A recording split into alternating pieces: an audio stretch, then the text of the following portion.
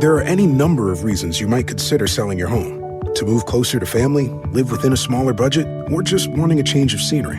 Whatever your reasons, having to figure out all the various housing market trends in your area may not be what you signed up for. That's where an agent who is a realtor comes in. Realtors have the expertise to help you find the right price and navigate the process to sell your home in a way that's right for you. That's who we are. Realtors are members of the National Association of Realtors. Hey, it's Mark Goodman. And I'm Alan Light. On today's podcast, Record Store Day founder Carrie Colliton is joining us to discuss the April 20th RSD special releases. Plus, we'll talk live with our audience, the Sound Up Pod Squad, and find out who still listens to vinyl. And some updates from the Beatles universe. Oh, good. Sound Up with Mark Goodman and Alan Light, the only music podcast that matters. Get it on Pandora, Spotify, Apple Podcasts, or wherever you get your podcasts.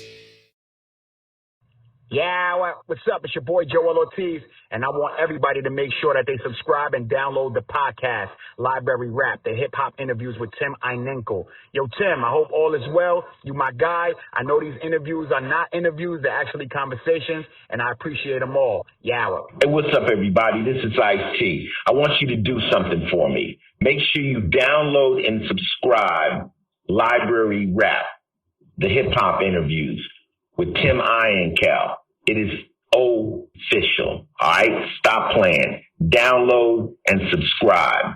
Library Rap, the hip-hop interviews with Tim Einenkel. It's cold. Hip-hop legend, Ultramagnetic MC, Dr. Octagon. He's Kool Keith. He has a new album. He has many albums, but a new album is called Computer Technology. And I want to welcome him to the library with Tim Einenkel. Thank you for being here, man. Oh, yeah. It's a pleasure. I mean, you've been doing this for a good amount of time. You've seen it all, but I want to talk to you about the development of some of the elements in the culture. How has the importance of the DJ, the graph, breaking, and MC kind of changed from when you first got involved to now? You mean the breaking of a rapper? It's really not about DJing no more. It's really about the MC right now. I think the DJ is just there for the, to make sure the records don't skip and nothing. More back in a certain time, the DJ was more of a force because he had the scratching. You know what I'm saying? Like if it was like Jam Master Jay or something, it was more. The DJ was involved, but now you got Seratos and all these things and all this digital stuff. You got rappers doing a show from their phone now, Yeah. So it's not as important as it was. People are so digital now, people go to shows, they go to, they just plug their phone up. Has that for you? How has that kind of affected your has it at all your writing style or your live show? Do you find yourself trying to do that route, or do you still try to stick to listen to the beat and? I like listening to the beat. I mean, I always had a DJ at a show anyway. When I was working with Kurt and stuff.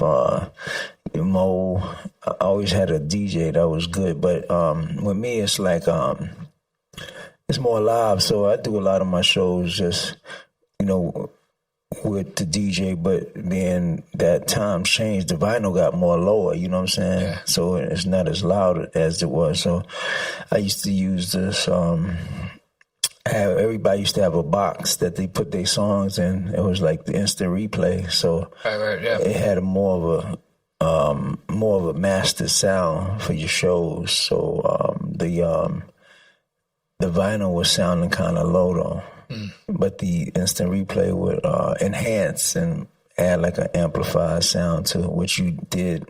All your music, it was like kind of mastered through that machine. I'm going to be a little all over the place, but I want to talk about computer technology. And I think one thing I really noticed in computer technology is that you do a lot of, I feel you did a lot of like letting the beat, the instrument breathe. Yeah. Like you didn't have to, a 3-minute song, you didn't have to rhyme 0 to 3 minutes. You did a lot, 2 minutes, you're done, and you let it go. One, was that purposeful? But two, what's the purpose of doing that for you? Well, I have a format when I make records. I don't feel like I have to do a record maybe more than 3 minutes. I feel like I like a beat that breathes. I feel like I can get a song off with 2 verses and a nice chorus, 2 choruses. I just don't like a song maybe over 4 minutes. Basically, it takes me out kind of, because it's like more like it's just enough. It's not too short, and it's just enough to be long. That's my format basically. I like to just put two real potent verses on the record. Your style, I mean, you have a style that I don't think definitely cannot be copied. It's unique. It's incredible to listen to watch. But where did that style? Where did the Kool Keith that we know today come from? Like, what did you hear? What were you listening to, maybe growing up, or continuously listened to, that kind of said, "All right, this is the kind of MC I'm going to be, or I want to be"? Well, I grew up in the Bronx, basically. Rapping, I was more of I never tried to come out as a rapper. I was dancing first before I became a rapper. So what happened was I started looking at other groups and other MCs, but I never really came out and rap in people's face and stuff like that. I kept it to myself. I was studying different patterns in my own time, Me, I just was feeling like I would listen to all kinds of rappers, but I would just say, well, I'm going to wait till my style come that I want to use. And then I would just study cadences, different, because like rap now is like, it's all different types of cadences in the world. So it's like, you got the fast rappers, you got like a Tech 9, you got E40, you got all kinds of different kinds of rappers. So me, I just learned how to rap on different kinds of beats and stuff like that. So I just was figuring out, it's like I had everything, the fast rap, the slow rap, medium tempo, all kinds of beats. I like to challenge a beat. Most rappers really can't rap on everything. So I like to be like a flexible rapper. Like I can rap on any beat. I can rap on the fast stuff. I can rap on the slow beats per minute, medium. So that's how I became Keith, just becoming a voice to practice on all kinds of cadences of beats. What beat has been or has been kind of the most challenging to Keith? Like one that you kind of like, I guess, put the most work in to be like, I'm going to master this. I think like when I work with Prodigy, like Diesel Power, those kind of records that are very fast. Papa Lodge was like kind of record that was kind of complex. But to me, the fast rap is more easier. It's the slow tempos that are harder. Then I figured that out. But I kind of had more problems with like the Diesel Power and most of the like kind of records that when people want to do like a dance record or something. Yeah.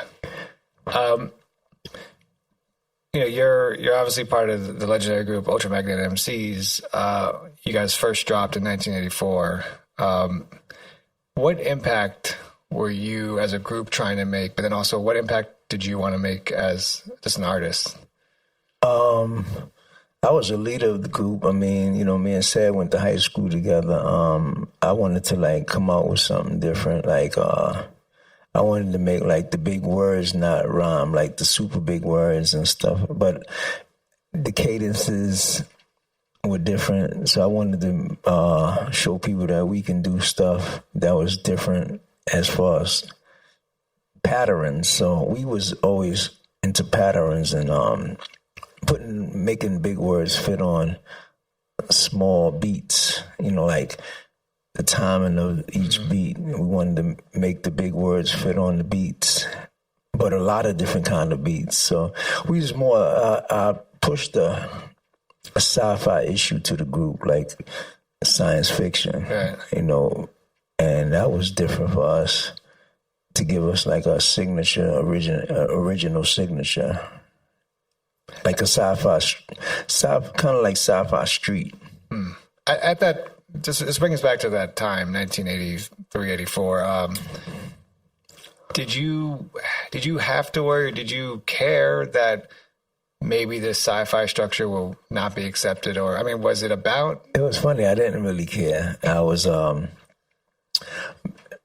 and Sarah used to go to labels back then and shop records. I mean, that's when cassettes was out. I didn't really care because we used to hear the A&R beats, you know, had influences of other rappers and be like, y'all should sound like this and y'all should do this. But we was like, nah, we're going to do this sci-fi. We going to do this. I mean, we heard everybody talking about making references to what we should be doing, but we was like, we're going to stick to the science fiction Bronx, you know, science fiction / Bronx street. Right. And we just stuck with what we was doing. We was like, you know, we heard every different kind of genre or subject matter out, but we was like, we're going to stick to this sci-fi street. Did you, if you think about today's MC and the sound of today, which sounds very similar, all the stuff you hear, and, you know, commercially to then, why do you think? It sounds like you guys had the pressure to be like, all right, you should sound like this group if you want to make it, or if you want to sign. And rappers today are getting that same pressure. If you want to make it, you have to sound like this group. Why do you think more MCs sound? It feels like more MCs are caving into that pressure in 2019 versus when, you know, you dropped. I think, like you said, it's the peer pressure of the kids are more not being, you know, the kids are more not being original. They're more into, like, the style is to sound like somebody now. Like, that's more of an honor to say, oh, you sound like this person, or you sound like that person. That's in now. That's in now, as opposed to back then. It was like, the original groups were more the standout groups because everybody had a style of their own. But now it's like, if you sound like somebody, that's more of a plus, because I think they feel better, like they more in the in crowd. You know, they feel more accepted because they sound alike. But I listen to the music now. If you really study it, it's really different. It's like, say for instance, trap stuff is like, it's all kinds of trap, though. Yeah. It's not like, see, we came from a time that, you know, like you can say that in a general standpoint of like hip hop from our time. When you listen to it, it did sound the same because, like, you know, when you had Steezo, you had EPMD, and you know, people used the skull snap drums, James Brown. It was a lot of stuff that sounded the same, but we didn't know that was just the people that was on top of the music sounded different. Right. But a lot of stuff sounded the same because it's like a million samples that was used over and over. But now, like, the music, it has the octave that we try to listen to, but it seems like it sounds the same because they more in a bounce cadence. Right. But they got all kinds of different kinds of beats, more now than before. But as a listener, you kind of shy away from it because, like you said, the guys that was rapping back in that time, they can't adjust to the new beats and stuff like that. So the new beats, they're more progressive and they're more challenging. They're way more challenging than beats from the past. So I think what happens is they get scared and they start saying, you know, the critics would be like, oh, all those beats sound the same, but it's a lot of different ones, you know, all over, you know, different cadences of beats. But I think the cliche of it is what the record company promotes. Right. The most of them sound the same, appearing to the ear, but there's really a lot of different beats. I remember talking to a guy who works with Master Ace a lot, Rich, and he said, like, yeah, the stuff that they're doing with, what we came up with. Like, we never dreamed about any of this. Like, they're doing stuff with the technology that we didn't even think was possible. And now these new guys are kind of pushing it to a level that we just don't even thought about. Like, you can't get mad at the new people for what they doing because, the Amigos and what they do and all of the Southern guys and, people from the South. But I like what they doing because they keeping it interesting. Mm. Sometimes you go in a lot of sessions, you got a lot of dudes, they still stuck in time. They still doing what they was doing before and they want to live off of that and they can't adjust, which was my thing to make me more popular was I was able to adjust to all kinds of things but. When did you know that's what you needed to do? I start trends and stuff my own self. I'm not scared to take chances. I like to do stuff different. Me working on a variety of albums made me more to progress. I just feel like I can't live off what I've done before. It just hurts me inside to just take everything I'm working on from the past and just make that my future because I have a different future of making music. I feel the future never ends, so you should make records and they might come out all kinds of ways. That's why I like you like a person like E40 or something, it's like you might listen to him on Captain, Save a Hole or something, Want to Be Saved, and then you look at his progression, and, a lot of rappers got progression, but some don't, they just stay in a certain box because their pressures of their status of what they done and, created made them feel like this is all I could do. Right. This is what's left of me. I'm going to live for this fortune of fame because this is what made me and I have no other creativity whatsoever in myself, so I'm going to take this point. I'm going to take just this point in height of my career. That was it. So I'm going to just make it like a limit. I'm going to make myself a limit automatically. So that's what a lot of artists have done, which I say the dinosaurs of that time, the dinosaurs were more mad at anybody making something brand new. Don't care if it's the South. Don't care if it's artists doing some electro music or whatever it is. They just mad at anything new, basically. So what happened was they made this imaginary limiting law. It's no law to music at all. It's no law in what you could do, what you can't do, when you should drop a record, when you should put one out, when you should release, how many songs belong on an album, what style you should use all the time. It's no such laws at all. So what happened was they created these imaginary music laws to go by. Like, it's a crime if you rap on a certain track. If you rap on samples, right. You're not breaking any laws. If you rap on a keyboard song, you need to go to jail for 10 years. There's no such laws. It's just music is music. That's why I never really had no animosity towards what all the regions are doing because it's all the same music. When I was in LA, I bought everybody's CD. Nice. I bought the Bay Area stuff. I bought Los Angeles stuff. I bought Houston stuff. I bought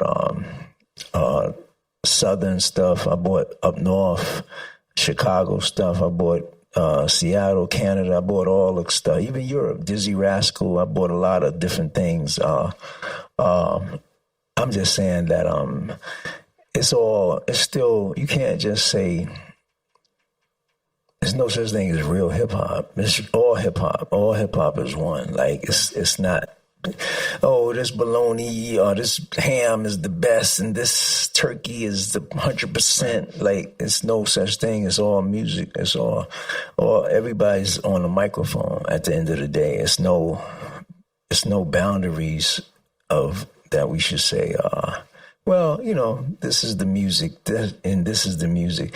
That's just a lot of the mad people that are complaining. This is the music, that is the music. There's no such thing, It's all of it is one.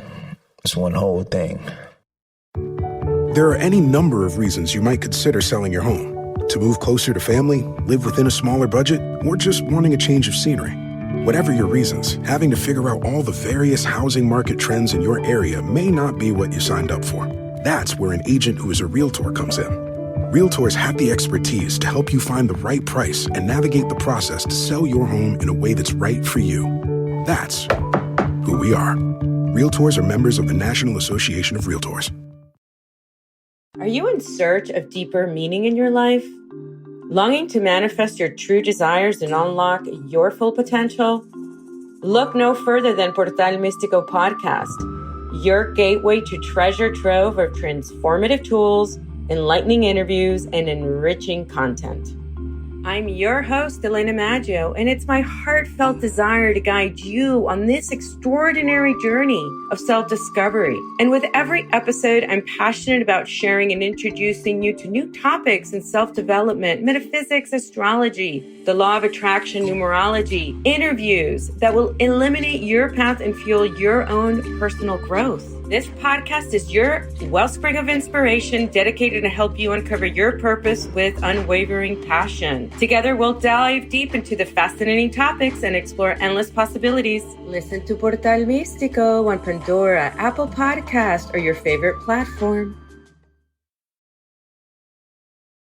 Are you when you talk about supporting and buying from all these regions? Obviously, you're not just doing it because you're supporting the culture.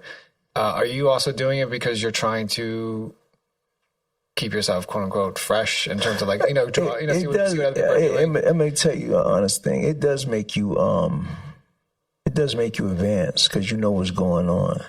It's like a pitcher. I mean, you can't win a baseball game if you play the California Angels and you play the Seattle Mariners and you play the Twins and you play, Astros, all types. You have to know what pitchers, if you're a batter, they study all that stuff. Yeah. That's how they win games. They be knowing who throws the slider at what time. They know who throws a fastball at what time. Every 7 pitches, he might throw a knuckleball. But I'm just saying, that's the logic of rap. It's still knowing what's going on. A lot of people just get stuck in one lane and they be like, well, I'm more of the original music maker in my own box. But it's so many other boxes. And it's interesting because it makes it more fun because it's all types of mixing bowls and collabs and different things you could try. When you get stuck in making your music in your own mind just for yourself, and then you start living on the rules of the music and what the quote unquote people say and the critics, and this is the only section for real music. Only go in this room for real music. Right. It's no such thing. All music it's all kinds of music. Europe got, music. It was like, it's funny now that I'm seeing, I had told somebody this before. I was like, people always said, okay, the States turned their back on raw hip hop, like, maybe like urban hip hop, like more boom bap and stuff like that. It's supposed to be more samples. And so they were saying that everybody go to Europe because they still love it over there. Right, yeah. They still love it and they love it to death. But now you got like, you got Gucci Man going to Europe. You got Young Dolph go to Europe. Yeah, you got a lot of artists going to Europe, like when Ultramagnetic was hot going to Europe at the time for them to go to Europe. Now Europe just took the whole trap thing. I mean, the shows are packed. People up there with their phones. So it's funny that a lot of artists were trying to escape and say, well, Europe is the base foundation for real hip hop. Europe went totally into what's going on now. Right. I had told people that a long time ago, but they didn't believe me. They was like, no, I think Europe is going to stay the same and they're going to stay stuck, like Frankenstein. But they went into accepting all kinds of stuff. I mean, they had their own little different things, like, you know, when they was doing the stuff in Ibiza and you know, the dance music and all that stuff, and, you know, the house music and all that. But they surprised people when they grasped to, you know, Future go to Europe now. I mean, but to the average person that think he shouldn't be going to Europe, they just stuck in the mind. But it goes to show a place that they thought was going to be loyal to one type of hip hop. Right, one era, got fooled. I think you did not just talk about the artist, but you also, I feel like you have a great business mind in terms of the music industry, and I felt like on Computer Technology, the track Money in the Bank, you kind of, that's for Al Capone, where you're touching on that, the points of having money in the bank. What was the biggest surprise about the business side of the industry, but also what do artists, even, you know, older artists or even today's artists, still don't get or surprised by? It's your writers, basically. Your writers is the most important. Your writers and your publishing. A lot of people forget, you know, they might let a lot of people write a song, but when your ASCAP checks come, your money is going to the person who wrote the song. Right. And that's what a lot of people don't never get to enjoy, is seeing a check come with the writers.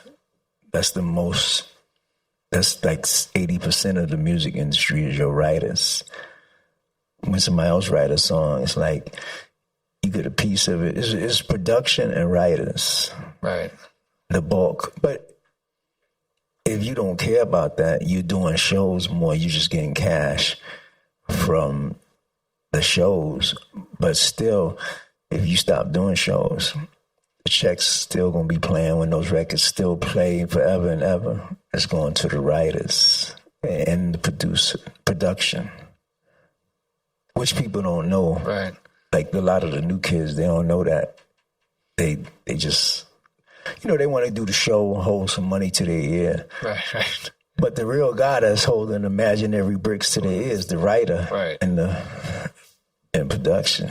Right, that pop hit is going to last a lot longer. Yeah. They, you know, but you learn, they're going to learn from that process. You know, that process is going to hit them later when they like, oh, I'm not doing shows, but I don't get no checks. You know, so that's another thing too, your writers. The writers for everything, writers in movies, soundtracks, writers for your compositions, writers. I had a song with me and Razkaz did a song featuring Magnetic one time called Writers Ignited. It's all about writers. You have so many albums to talk just about. Go ahead. Let's roll. There's a line I really like on your album, Keith, Make 'Em Crazy, where you spit, that's all they do, write psychotic lines, some married to rich families and lose their minds. What are you referencing there? Some marry into a rich family and lose their mind. All they do is write psychotic lines. Some marry into a rich family and lose their mind. Well, you got a lot of rappers who never had nothing before, and they get into a lifestyle. So when you make records, you start meeting different kinds of people, and then you marry into a rich family and you lose your mind. Right. As you can see all the time, like you got a lot of artists that do that. So it's like that song was a reference to people who, you know, people move to Hollywood and people meet somebody, you know, the cliche of stars meeting stars. People end up dating somebody. And, you know, you have it, you know, let's like you go meet Angelina Jolie, you rap, you change your whole life. You start bugging out. Your mind can't take it. You lose your mind because it's not the music anymore. It's the person that you married into a rich family. So your art is separated and you have more energy focused on you being like just out of order or retarded. Your brain gets into the money, the rich family, and you lose your mind because you're not into music no more. You are basically you're a lab structure, basically. You become like a lab test. You become a lab mice, and you adjust yourself into a family, but you don't know how to deal with it. Your mind, you basically. What was the line again? You marry into a rich family and lose your mind. Yeah, that's all. That's all they do. Oh, that's all they do. Write psychotic lines to marry to a rich family and lose their mind. Yeah, all you do is write psychotic lines and marry into a rich family and lose your mind. So they continue. So ultimately, it sounds like that. So it ultimately hurts their art. They're trying to continue to do it, but they're just so out of touch with reality. You know, you lose things. You lose anything. You lose going to the store to get you a shrimp roll, something that you used to do simply all the time. That you change your whole pattern of life. Like you're not in yourself anymore. You know, so that's why I wrote that song. On the track for going to the new album, Computer Technology, on the track Computer Technology, it starts with Computer Technology is the lottery. What is the reference to? Why is it the lottery here? We live in a computer world right now. I mean, everything is computer.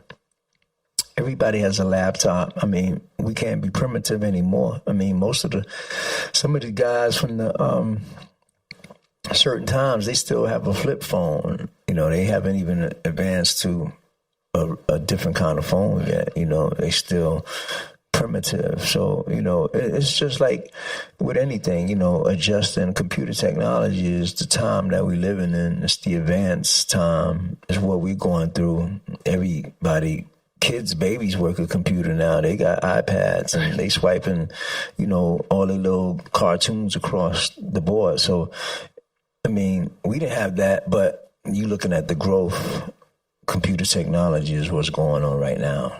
Yeah, it drives me. Like, I have two kids, and they think everything's on demand. Like, yeah. I mean, kids are looking at you swiping things, and they're looking at you like, you know, you ain't doing this yet. You know, so that's definitely I see that too when I'm around. You know, when I'm around my kids, I see like the advancement. You know, you learn from them too. Also, the music they listen to and stuff like that. You can't be stubborn because you got people trying to convert their kids like they're in some kind of religion. You better listen to this kind of music. You better, I'm gonna kill you if you don't listen to this kind of music that I used to do or something. But you can't really do that. You have to understand their time and what they was doing. You know, you got to look at it from a bigger perspective.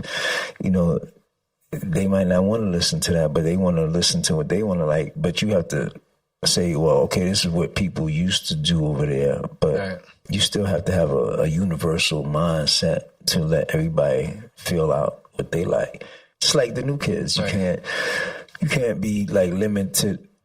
You can't be limited to tell them. You know, you can't be limited.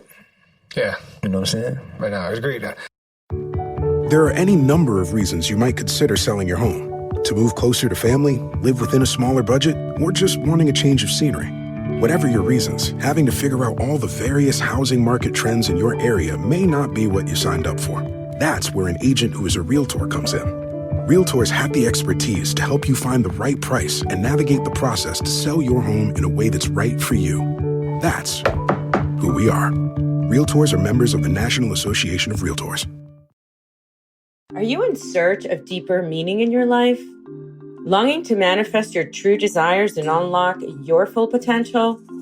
Look no further than Portal Místico podcast, your gateway to treasure trove of transformative tools, enlightening interviews, and enriching content. I'm your host, Elena Maggio, and it's my heartfelt desire to guide you on this extraordinary journey of self-discovery. And with every episode, I'm passionate about sharing and introducing you to new topics in self-development, metaphysics, astrology, the law of attraction, numerology, interviews that will eliminate your path and fuel your own personal growth. This podcast is your wellspring of inspiration dedicated to help you uncover your purpose with unwavering passion. Together, we'll dive deep into the fascinating topics and explore endless possibilities. Listen to Portal Místico on Pandora, Apple Podcast, or your favorite platform. I just miss the times. I appreciate that as an adult with kids that there was a time that you could drive and actually lose radio reception, and now it's since it's on your Bluetooth, you never lose radio reception. So I mean, it's like satellite radio. You can drive across country and listen to the same station without a commercial. I mean, it's great. I mean, but that's what people don't know. It's like, you know, I think what we got is hip hop. We got all kinds of music, but we got people that complain so much. They complain till they feel like you're mad because you're not making the adjustment. You're just upset. Like, you're like, I hate those people because I can't do that, you know. But it comes with a lot of stuff too, in the showmanship and the time differentiation. You see, like you said, all them groups now. One thing I could say about all the groups now, the past groups of all the groups that are hot now, they are showing like great showmanship. You know, when you pay your money to go see them, they got on costumes, they got on glasses, they got on latest stuff. They're doing stuff to make you feel like you bought a ticket, like if you went to see Earth, Wind & Fire. Right, for sure. But I'm ashamed of my peers because the people in the past, like they come to the show, you want to bring your girlfriend, they up there with mustard on their shirts, you know, ketchup, you know, on a dirty fitted, walking back and forth, you know, saying this is real. But after you buy your ticket, you start to say, like, did I really buy my ticket to see this? Like, this guy ain't even like take this shirt and this fitted to the laundromat. And then, you know, we got this thing where they feel like real hip hop is to look like a janitor. You gotta look like you mop floors. You gotta wear big boots and stuff like that. I mean, I like showmanship. Like, I like people that come on stage look like they came from a dressing room. I just don't like people look like they just mopped the floors and they just stepped on stage. You know, it's not about that. It's about entertainment. So who do you draw, or who when you do a show, who are you drawing your live show inspiration from? Like, what artists before you? Not necessarily hip hop artists. I mean, anyone. What artists that I look up to? Like say, hey, if I could do a show like this guy or this, you know. Well, I like the Dr. Funkenstein. Like, really back in the Parliament time. I mean, there was always like, you know, everybody was entertainment. Like, Confunction was, Cameo was entertainment. You know, even Larry Blackman used to have the cup around his genitals and stuff around. I mean, like, it's just like, it's entertainment. Like, it's Captain Scott. Like, everybody's entertainment. Like, you know, I just feel like a lot of these guys want a lot of appreciation and honor, but what do you give out? What do you give out? Like, what do you give to the people? Like, I supposed to come look at you with a dirty fitted on, wrinkled up, a do-rag under it. You know what I'm saying? I just feel like it's more to music. You know, music still was with fashion, you know. That's why I looked at, like, Furious 5 was always dressed like, when I used to see Scorpio on them, they used to always have clothes on, even if it was, you know, Flash have the German, you know, it was some kind of showmanship. I mean, it's appointed to be herbal, raw, and stuff like that, and you take the essence and you be street, like, you know, when rap first started with Mean Gene and Theodore, the L Brothers they wore the big, the Stetson brims, you know, the velour brims with Run DMC came out later with that, which was cool, the Adidas stuff. But I'm like, that's cool. That still has some kind of organizing to it. It's still organized. It's like, but it's like when you just come up there looking like the plumber, and you want to spit, and then you want to say, well, this is real because I look like the plumber. But that's not what I'm, like, trying to see you like. Because, you know, we came too far to be like that look. Like, Right. Like, people broke doors down. I did, like Black Elvis. And, right. It's just not about, I just see a lot of, and that makes you miserable. When you look bad, you feel miserable. Yeah. I used to always say, black make you feel depressed. Like, I thought about it when I was going to school. I was to be wearing like black, a lot of black. And I felt like a walking funeral, because it was just the inspiration of feeling down, because it's hardcore colors that make you. That's why the South is pretty nice, because they have coordination and they have colors. It's good to go. That's like when you go to a baseball game, don't you like the field? It's pretty light green. It's like the baseball teams got on like dope. The California Angels look glowing red, and you see the Dodgers with blue, and the field, the dirt is pretty red. They running, stealing bases. But when you go see like Darth Vader all night and they walking back and forth, it's like, it just doesn't move me. You know what I'm saying? Showmanship. I don't care even where you at, just places where you are, pictures, images, you don't get that no more. You don't get good images. Like, you don't get a Nona Hendrix. You don't get Grace Jones. You don't get, people that should be mentioned. You don't get, the new kids are stars. Even if they independent, they make themselves stars. Right. Rap been gone from the T-shirt. It's just like anything. I mean, you could wear all kinds of things, but like you said, it's more to it than that's more entertainment going on. It's like when I look at everybody was entertainment. Heatwave, Brass Construction, anything. I don't care if you're Donnell Jones, it's still entertainment. Right. Everybody's buying clothes, fashion. You can't get mad at the new kids because they got the Chanel sneakers on, and it's time to change. You can't shop at Models no more. You can't get nothing out of Models. You can't go to Sears and Robux and try to find something to stand on stage. It's time. It's time for change. Is there a favorite live show you've seen in your life that you kind of like? I remember I saw a Kraftwerk in Europe. That was the craziest show. They had they had computers set up, and their face was painted like mannequins, and they was in the dark. Like, that was like I'm like, wow, this is what I'm saying. This is worth the money. This is worth the money. This is really worth the money. But I can't watch a whole lineup of janitors perform all night. I can't do it.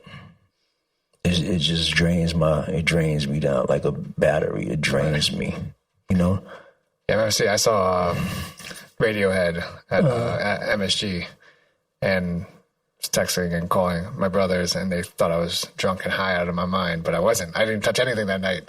And it was just such a good show. I mean, it was the live show. Who was that? Radiohead. Oh, yeah. Oh, Radiohead. Yeah, all them. Yeah, them groups, Radiohead, and all of them, U2, and the ones that made, the guys who made Whip It Good. Oh, yeah. But then a totally different type of show, I saw B.B. King live. And what was incredible to me was that it was just him. And the crowd, for me, it was like the crowd control. The guitar player, right? Yeah. The crowd control and the voice control that he had. Yeah, and, but he would be up there with a sky blue suit on, playing a dope brown Gibson guitar. So it's like it's like it's like euphoric, wow. But like you said, a lot of people don't give you that effect.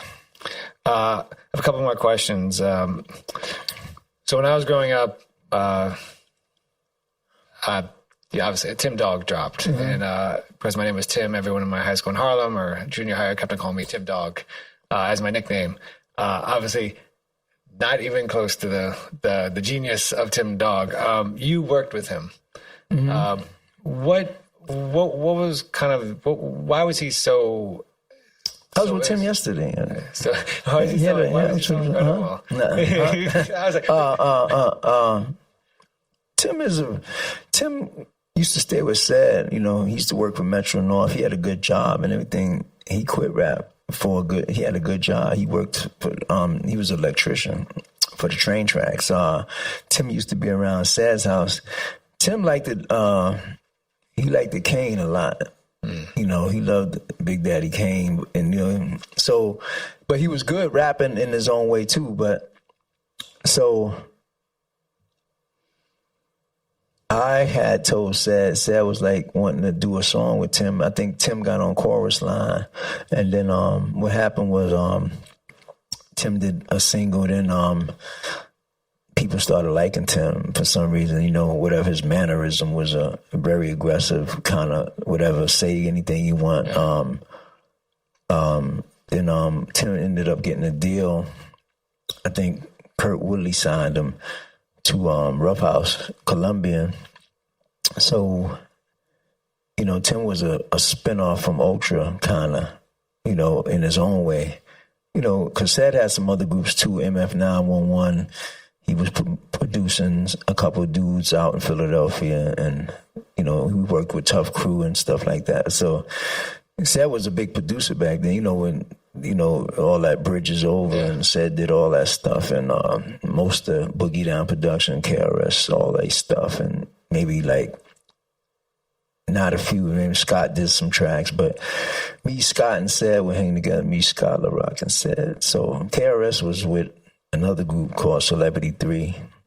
You know, it was like Jerry Levi and them guys. It was like they had a whole different group, but people would never know KRS was like with a three group, like his own little treacherous 3 or something. But we was a unit, but everybody could have easily been together. It could have been Tim and KRS. It could have been Keith and Ultra and Tim, Keith and KRS. It could have been anyway, but the group could have been Keith and Celebrity 3, you know, but I'm saying, but that was the group he was with. We was Mastermind Productions. Everybody was one under one production, you know, like that's like our own sound, you know, Mastermind Productions. So it was Pat. Thanks to Pat, you know, Pat had a singing group like Jodeci, but he sacrificed his career. God rest in peace, Pat. Sad's older brother passed a long time ago from cancer, but he was like young too, but it was just he sacrificed his career for everybody. So much love to him. So we got together, and then Tim came out with a solo album with Sony, Columbia, put out you know, Joe the Butcher and Chris Schwartz put out his album, Tim Dog, Penicillin on Wax, which, you know, so Sad did the production. I played a couple bass lines on that album, and, you know, Secret Fantasies, a lot of tracks on Pen. I listened to it the other day. It was sounding dope. So, but the idea of Tim's concept was going to this for Compton, you know, but at that time it was just more like I guess he wanted to jump on the train to get NWA. I think NWA bothered him, but not in a sense of fighting him. More in I think Tim did a marketing move. Basically, I wasn't basically with it. Basically, I was like, "You doing that?" And he's like, "No, I'm doing this." Like that was his own way. That was his. A lot of people thought he was pushed to make them decisions. Tim had a lot of input in his own album. Nice.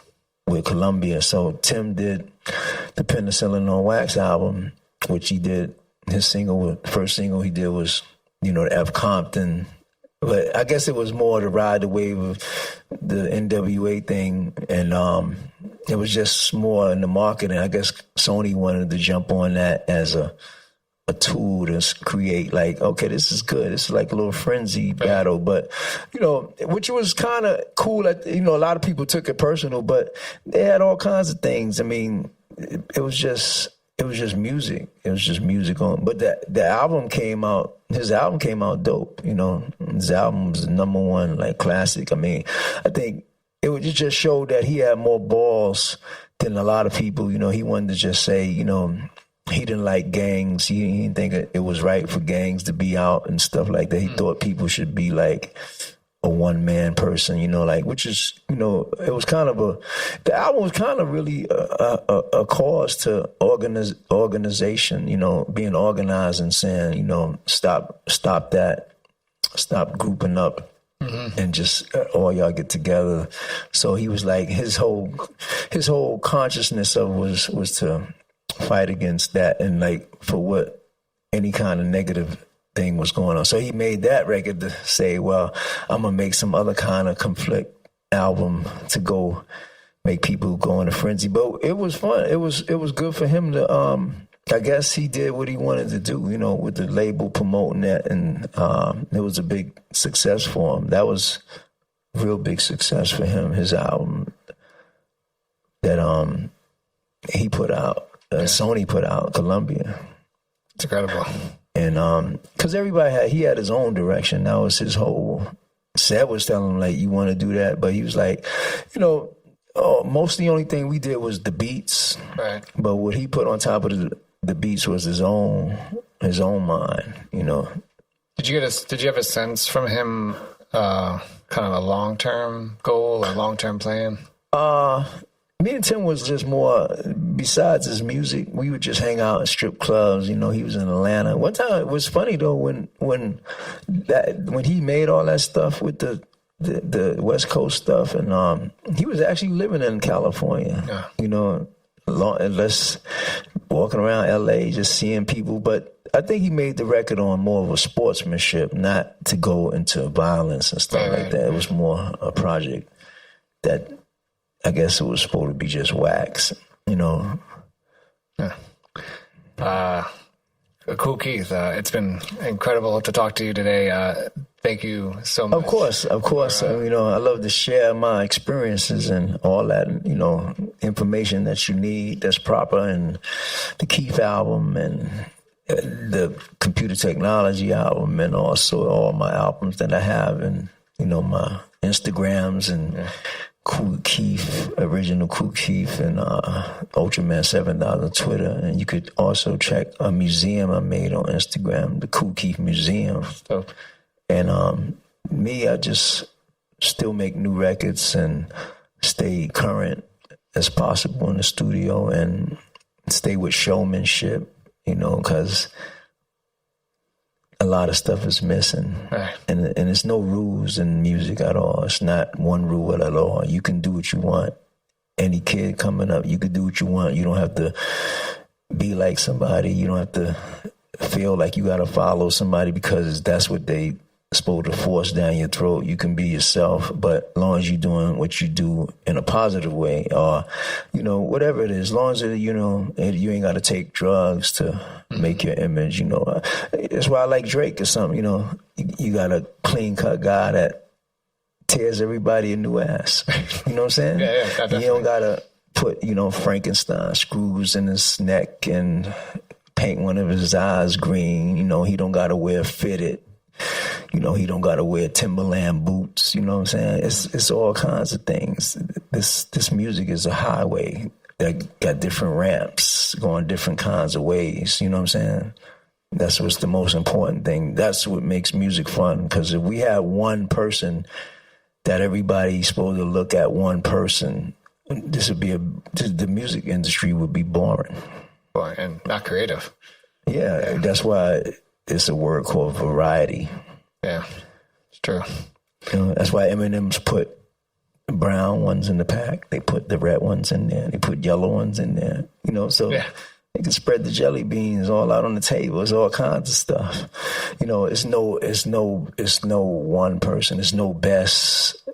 It's no, you know what I'm saying? It's all genres of stuff. It's all over. It's, like I said, it's the Bay Area, the South, the North, the East, Europe, China, Tokyo. It's all over.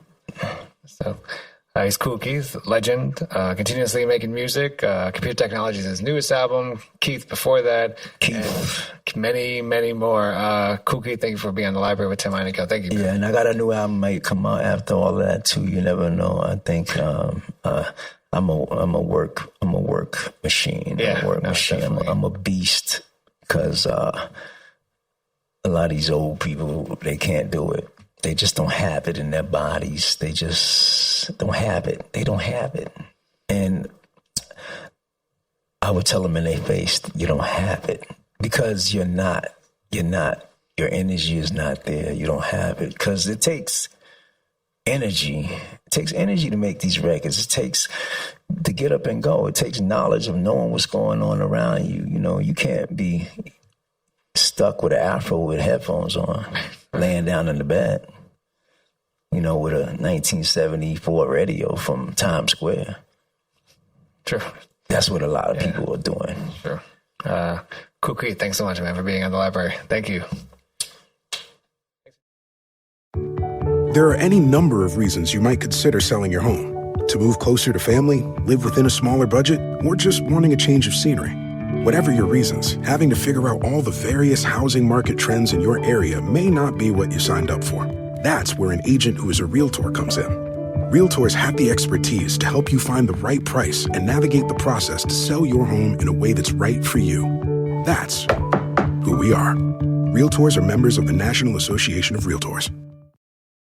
Hey, it's Mark Goodman. And I'm Alan Light. On today's podcast, Record Store Day founder Carrie Colleton is joining us to discuss the April 20th RSD special releases. Plus, we'll talk live with our audience, the Sound Up Pod Squad, and find out who still listens to vinyl. And some updates from the Beatles universe. Oh, good. Sound Up with Mark Goodman and Alan Light, the only music podcast that matters. Get it on Pandora, Spotify, Apple Podcasts, or wherever you get your podcasts.